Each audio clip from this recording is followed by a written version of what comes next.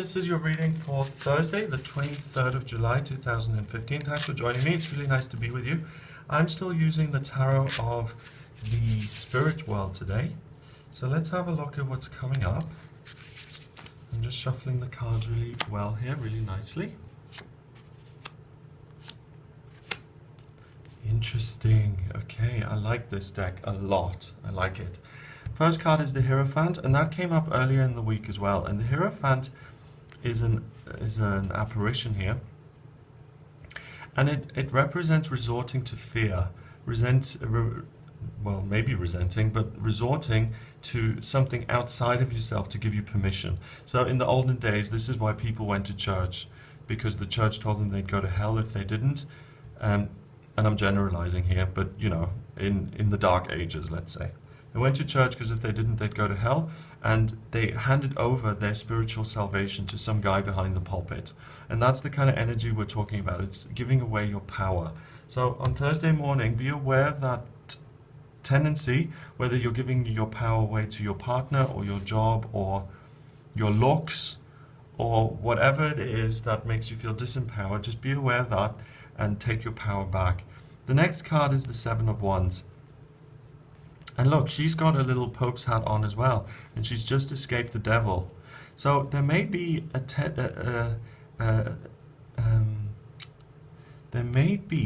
this is interesting, there may be a feeling that something is out of your control that you can't handle by yourself on this day, and you need to resort to something bigger to help you through it. The truth is, she's overcome it already. She doesn't need anybody to help her. Look, those sticks, the wands, are protecting her from this really funny looking Satan there.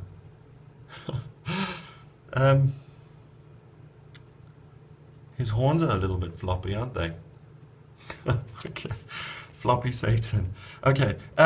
She's already overcome things by herself. She doesn't need to resort to anything, and that's the guidance for the day. So if you feel like you can't handle things by yourself today, you can, okay? Have that self-belief, go the extra mile. You really can do it by yourself. And then finally, the Ace of Pentacles in reverse. The Ace of Pentacles is a blessing from the universe, and in this deck, it's represented as someone has died, and he's getting some prize. Interesting. I'm going to stick, that's not totally clear to me, so I'm going to stick with the original Ace of Pentacles meaning, which is that it's a way forward, it's a blessing from the universe in a practical way.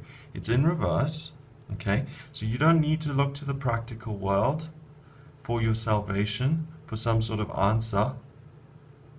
You've got that pentacle within yourself already. You have the ways and means to handle a situation yourself. You're perfectly protected and nothing can harm you.